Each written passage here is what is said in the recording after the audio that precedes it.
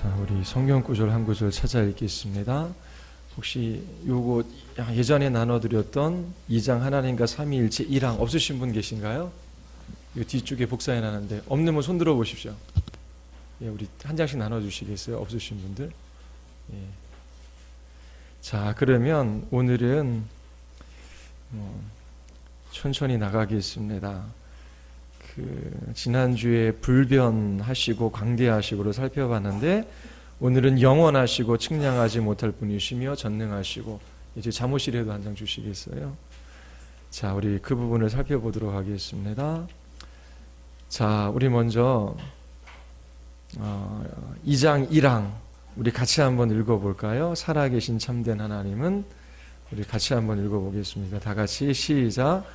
살아계신 참된 하나님은 오직 한 분뿐입니다.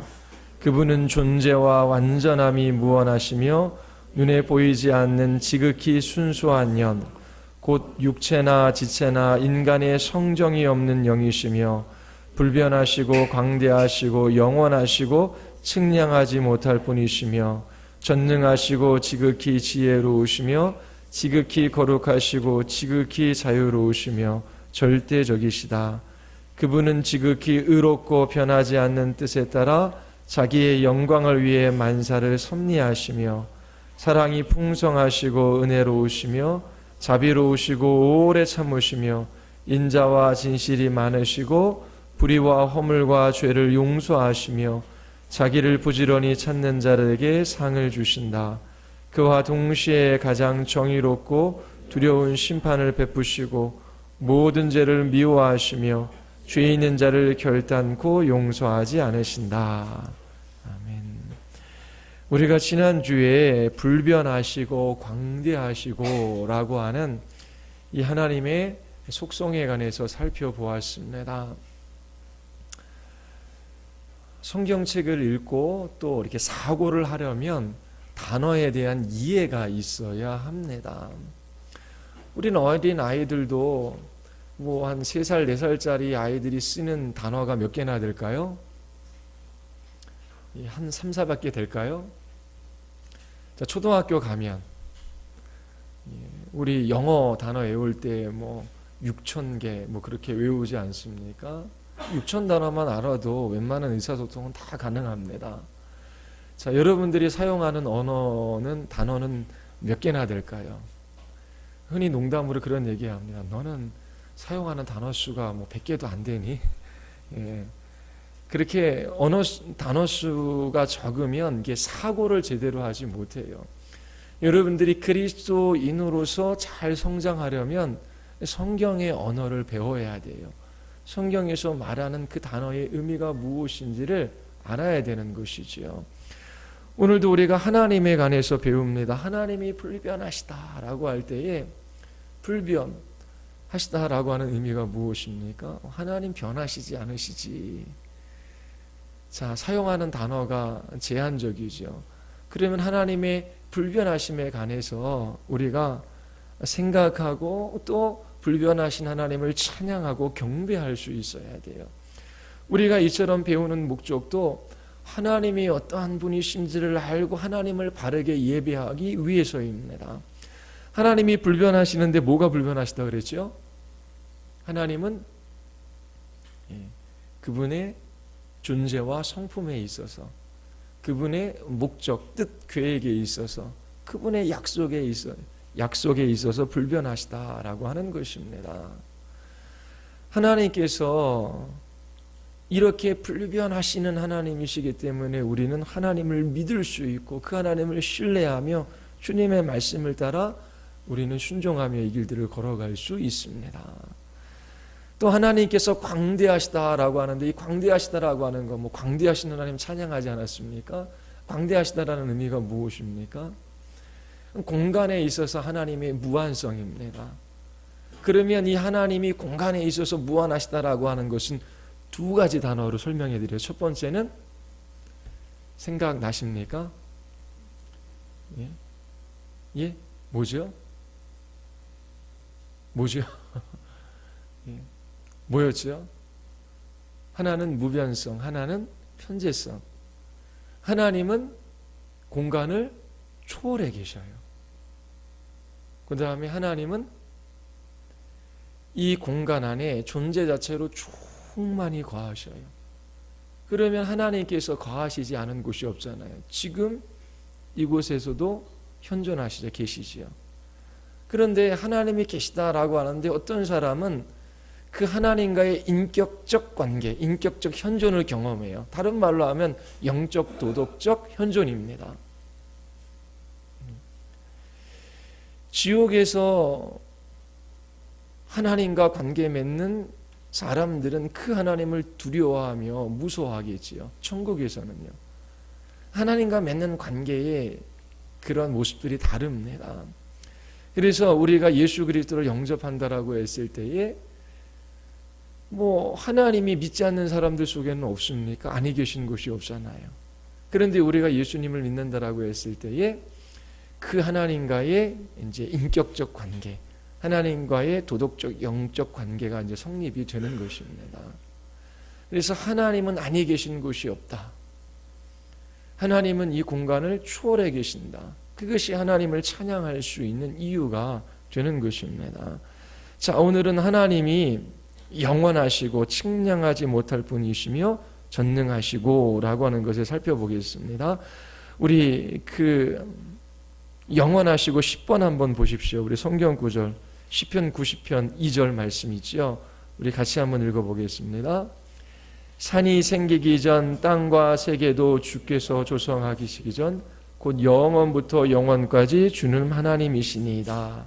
디모데전서 1장 17절 영원하신 왕 곧 썩지 아니하고 보이지 아니하고 홀로 하나이신 하나님께 존귀와 영광이 영원무한토록 있을지어다. 아멘. 자, 공간과 관련된 하나님의 무한성을 이제 무변성과 편재성으로 그렇게 설명합니다. 시간과 관련된 하나님의 무한성이 영원성이라고 그렇게 불러요. 일반적으로 영원이라고 하는 것은 무한히 긴 시간을 의미합니다. 그러나 성경에서는 단순히 이 영원성을 시간의 양적 길이만을 가지고 이야기하지 않아요. 시간의 질적인 측면들이 포함되어져 있어요. 오늘 오전에도 말씀드렸지만 영생, eternal life, 영원히 사는 것. 그 영생이라고 하는 것은 단지 시간의 양쪽으로 그렇게 영원히 산다라고 하는 말의 의미만을 가지고 있지 않습니다. 왜냐하면 지옥에서도 영원히 살고 천국에서도 영원히 살지 않습니까? 그러면 이 영생이라고 하는 것은 시간의 질적인 의미를 포함하고 있어요. 하나님과 풍성한 교제 속에서 살아가는 시간을 영생이라고 하는 것입니다. 그러면 그 영생은 죽어서 주어지는 것이 아니라 이 땅에서 주어지는 것이지요. 예수 그리스도를 믿는 순간 우리에게 영원한 생명이 주어집니다. 곧 유일하신 참 하나님과 그의 보내신 아들 예수 그리스도를 아는 것이 영생이지요. 주님과의 인격적 관계에 있어서 친밀한 교제 속에서 살아가는 그 삶을 영생의 삶이라고 말합니다. 하나님께서 영원하시다라고 했을 때 이 하나님께서 시간을 창조하셨죠. 그래서 시간에 매이지 아니하시고 이 시간을 초월해 계셔요. 모든 시간적인 한계에 제한을 받지 않으신다라고 하는 의미입니다. 시간을 초월하신다라고 하는 것은 하나님은 시작도 없고 끝도 없다라고 하는 거예요. 하나님이 존재하지 않으시는 때가 없었다라고 하는 것입니다. 자, 이 하나님의 영원성은 하나님의 자존성과 관계되어져 있어요. 하나님은 영원 전서부터 영원까지 하나님이셔요. 하나님은 하나님으로서 존재하지 않는 때가 없으셔요.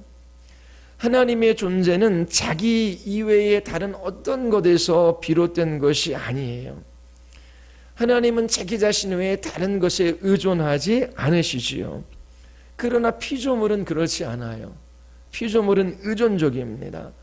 자기 안에 스스로 존재할 수 있는 능력을 가지고 있지 않아요. 그렇지만 하나님은 아무것도 필요하지 아니하시고 스스로 존재하시는 영원 전서부터 영원 전까지 계시는 분이십니다. 하나님께서 과거에도 존재하셨고 앞으로도 그렇게 존재하기를 그치지 않으셔요. 그러한 일은 없습니다. 자, 그러면 여기서 뭘 하나 생각해 볼 수 있냐면, 이전에 절대적으로 다른 것이 없었다면, 아무것도 없었다면 지금 그 어떤 것도 존재할 수 없는 거예요. 왜냐하면 무에서부터 유가 나올 수 없기 때문에 그래요. 반대로 지금 이렇게 어떤 것들이 있다면, 존재한다면 그 자체로 그것은 어떠한 것이 항상 있었다라고 하는 것을 입증하는 것입니다. 지금 존재하는 것이 있는데 이 존재는 어떻게 해요? 영원 전서부터 존재하는 것이 있었다라고 하는 것을 입증해 주는 거예요. 모든 존재를 존재하게 하신 하나님이 영원부터 계시다라고 하는 것을 우리에게 알려주고 있지요. 존재를 존재할 수 있도록 하시는 분이 하나님이셔요. 그런데 하나님은 스스로 존재할 수 있는 능력을 당신 안에 가지고 계셔요.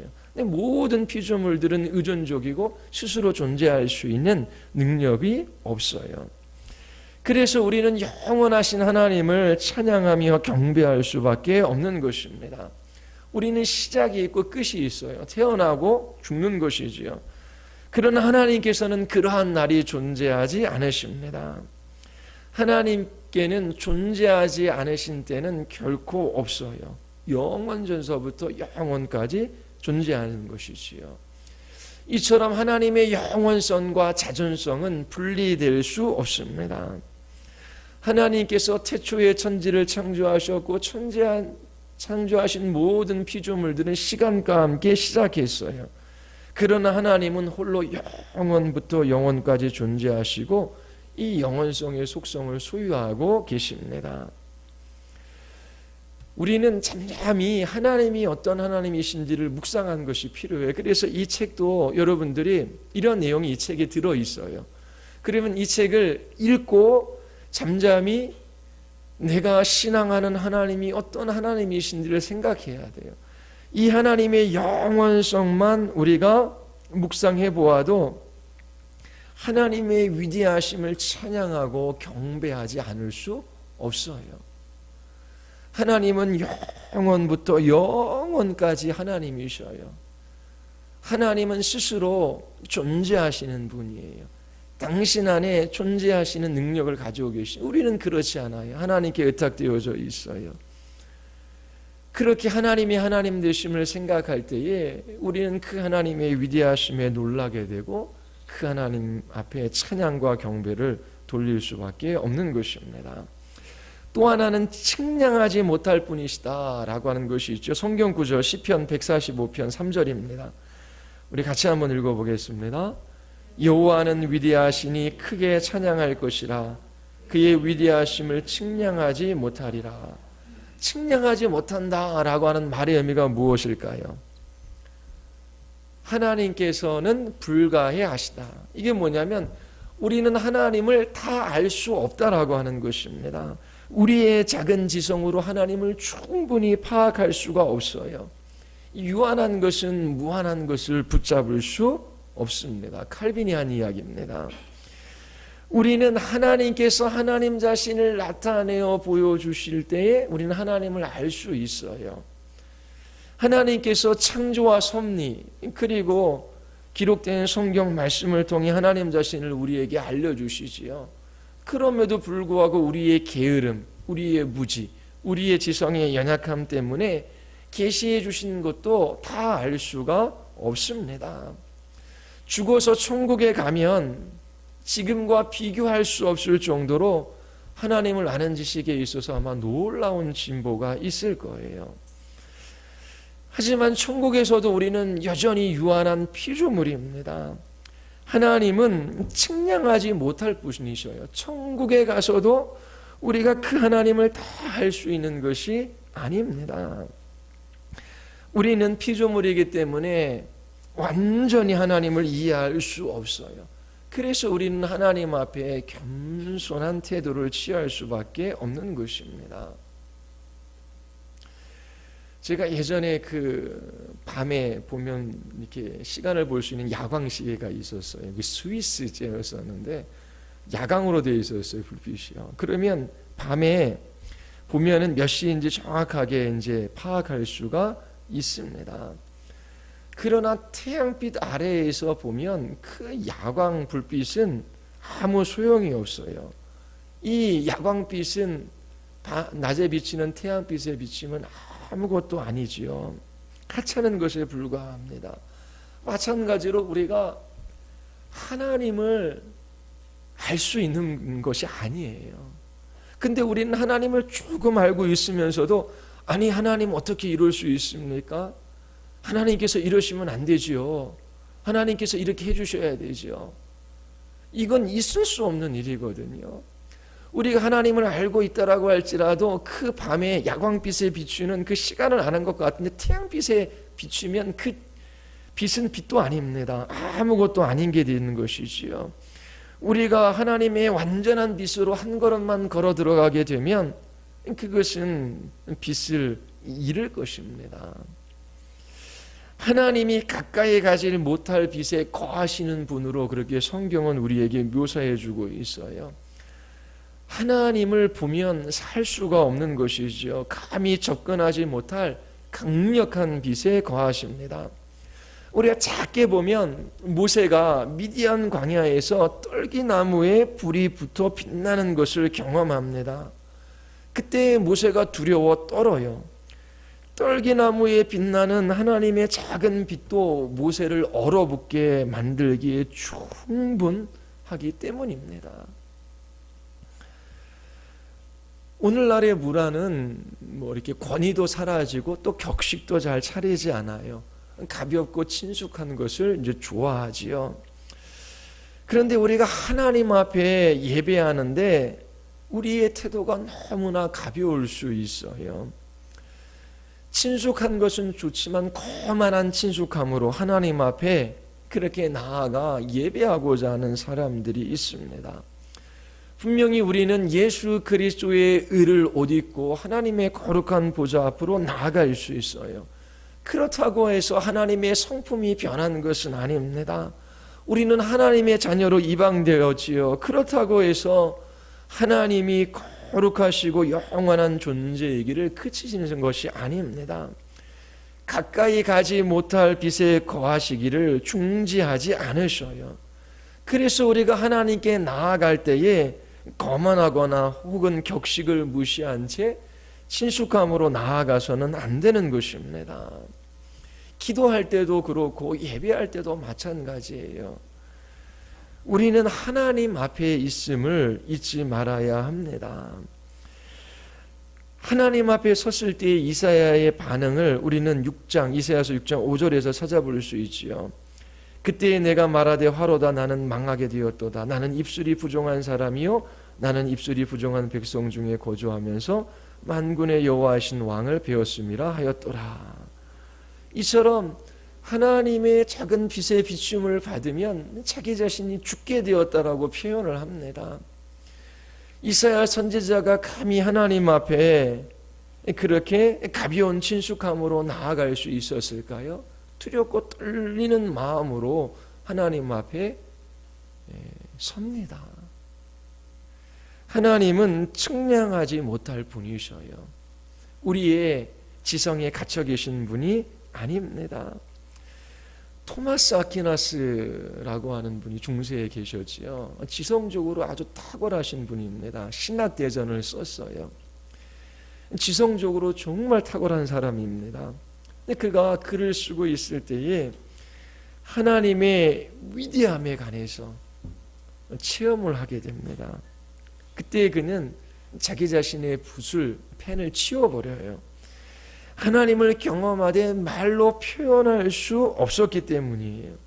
그는 하나님의 위엄을 힐끔 보았을 뿐인데도 그 하나님의 위엄에 관해서 글로 표현하는 것을 그만두었다라고 하는 이야기가 전해 옵니다. 이처럼 우리의 지성이라고 하는 이 그릇이 하나님을 담아낼 수가 없어요. 하나님을 알게 해주시면 조금 아는 것입니다. 그 조그마한 것으로 우리는 하나님을 재단할 수도 없어요. 하나님은 우리가 측량하지 못할 분이십니다. 여호와는 위대하셔요. 그 위대하심을 측량할 수가 없어요. 그래서 우리는 겸손하고 겸비한 마음으로 하나님 앞에 서야 합니다. 우리가 기도할 때, 예배할 때 너무나 가볍고 때로는 거만한 친숙함으로 그렇게 하나님을 예배하거나 기도하려고 하지 않는지 우리 자신을 살펴보는 것이 필요합니다. 자, 또 하나는 전능하시다라고 하는 것인데요. 우리 창세기 17장 1절 우리 같이 한번 읽어보겠습니다. 다 같이 시작.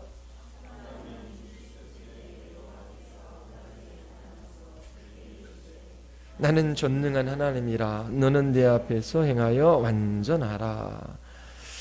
하나님께서 아브라함에게 하나님 자신을 나타내어 보여주시는데 전능하신 하나님으로 알려주셔요. 하나님께서 약속해 주셨어요. 아들을 약속해 주셨지요. 내 씨로 말미암아 네 후사를 이을 것이다 라고 말씀하셔요. 아브라함과 사라의 몸은 죽어 있습니다. 죽은 몸에서 하나님께서 생명을 잉태케 하시는 것이지요. 하나님께서 하나님 자신을 전능하신 하나님이라고 그렇게 계시하고 계셔요. 예레미야서 32장 27절에 보면 나는 여호와여 모든 육체의 하나님이라 내게 할 수 없는 일이 있겠느냐. 자, 하나님이 전능하시다라고 했을 때 그 의미가 무엇이겠습니까? 전능한 하나님께서 모든 것을 하실 수 있다? 그런 의미가 아니에요. 하나님께서 할 수 없는 일이 있을까요? 없을까요? 하나님께도 할 수 없는 일이 있어요. 하나님은 하나님의 본성에 반대되는 일을 할 수 없어요. 하나님은 생명의 근원이시죠. 하나님께서 죽을 수 있습니까? 하나님께서는 죽을 수 없으셔요. 하나님께서 거짓말할 수 있습니까? 하나님은 진실하신 분이셔요. 거짓말을 할 수 없어요. 하나님은 존재하기를 그칠 수 없어요. 하나님은 변하실 수 없어요. 이처럼 하나님의 본성에 반대되는 일을 하나님께서는 하실 수 없습니다.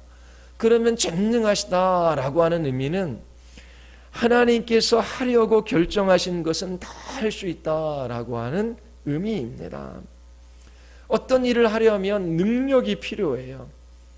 우리 인간도 어떤 일을 하려고 결단하고 결심하지요. 그런데 결단하고 결심해도 그 일을 다 할 수 없어요. 왜요? 능력이 제한적이기 때문입니다. 그러나 하나님의 능력은 무한해요. 하나님이 세우신 계획과 목적을 하나님은 다 이루실 수 있습니다. 하나님께서 내가 할 것이라고 말씀하시는 것은 무엇이든지 할 수 있어요. 하나님은 거짓말을 하실 수 없으시지요. 하나님께서 우리에게 약속해 주셨어요. 하나님은 그 약속하신 것을 어떻게 해요? 반드시 이루셔요. 왜요? 전능하신 분이시기 때문입니다. 아무것도 그 어떠한 피조물도 하나님이 하고자 하시는 일을 방해할 수가 없습니다. 민수기 11장에 보면 이스라엘 백성들이 만나를 하나님께서 주셨음에도 불구하고 불평합니다. 하나님, 우리가 이 만나만 먹고 어떻게 살 수 있습니까? 그러면서 자기 자신들을 종되었던 애굽 땅에서 하나님께서 어떻게 구원하셨는지 그 하나님의 크신 능력을 잊어버립니다. 만나밖에 없다라고 그 현실을 불평해요. 차라리 애굽에서 부추와 마늘과 파를 먹었을 때가 좋았다라고 말합니다. 그들의 구원을 부추와 마늘과 파와 기꺼이 바꿀 준비가 되어 있습니다. 이러한 이스라엘 백성들의 모습을 보면서 모세는 하나님께 자기 자신을 죽여달라고 이야기를 해요. 왜요? 이 백성을 감당할 수 없기 때문입니다. 하나님께서 모세에게 말씀하셔요. 그들의 코에서 단내가 날 정도로 내가 고기 먹여줄 거다.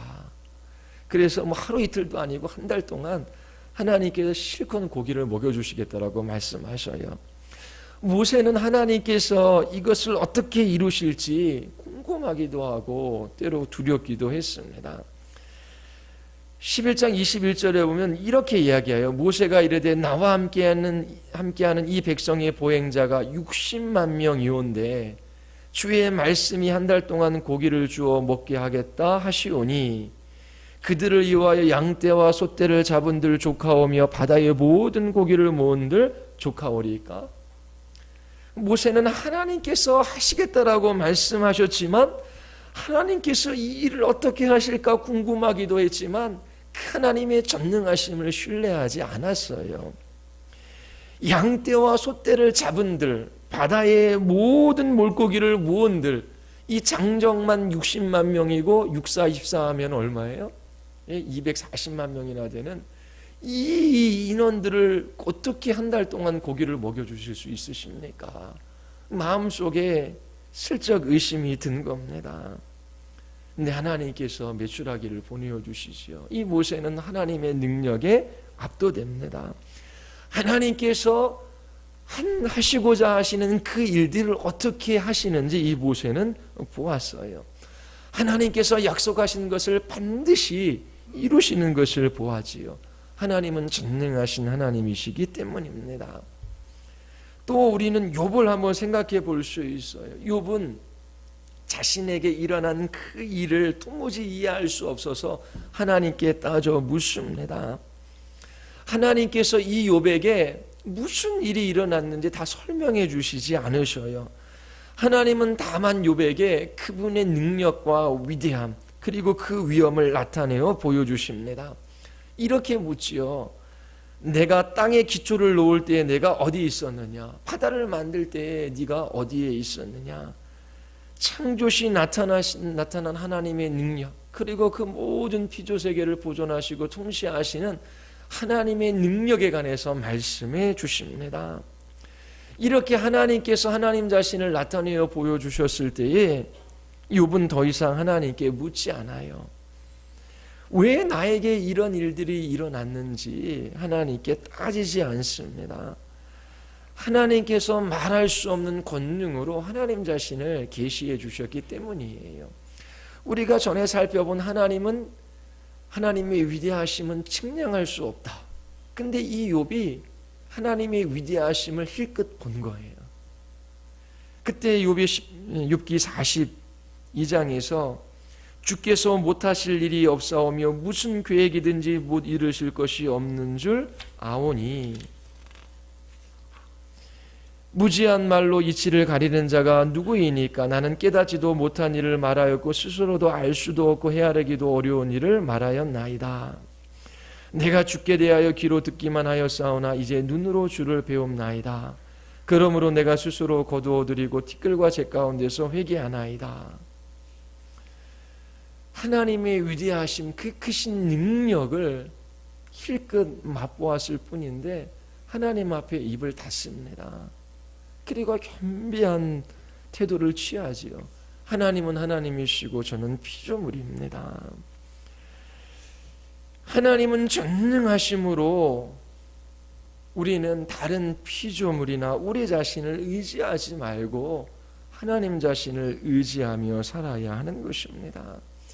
하나님을 의지하지 않고 살아가는 것이 얼마나 어리석은 일입니까? 무엇을 의지합니까? 돈, 학벌, 지식, 자기 자신, 이 땅에 있는 그 어떠한 피조물이라도 그렇게 의지하는 것은 어리석은 일입니다. 하나님만이 우리의 도우심이시며 우리의 방패가 되시는 것이지요. 또 하나님께서 우리에게 약속하신 것이 있어요. 하나님께서 우리의 구원을 약속해 주셨습니다. 우리는 때로 인생이 두려워요. 또 염려할 일도 생기지요. 또 사단도 죽음의 권세도 무섭습니다. 그러나 하나님께서 우리의 구원을 시작하셨고 완성하실 것이다 라고 하는 것을 우리는 확신해요. 왜요? 하나님께서 약속하셨고 그 약속하신 것을 이루실 능력이 하나님께 있기 때문이지요. 하나님께서 약속하신 구원을 반드시 이루셔요.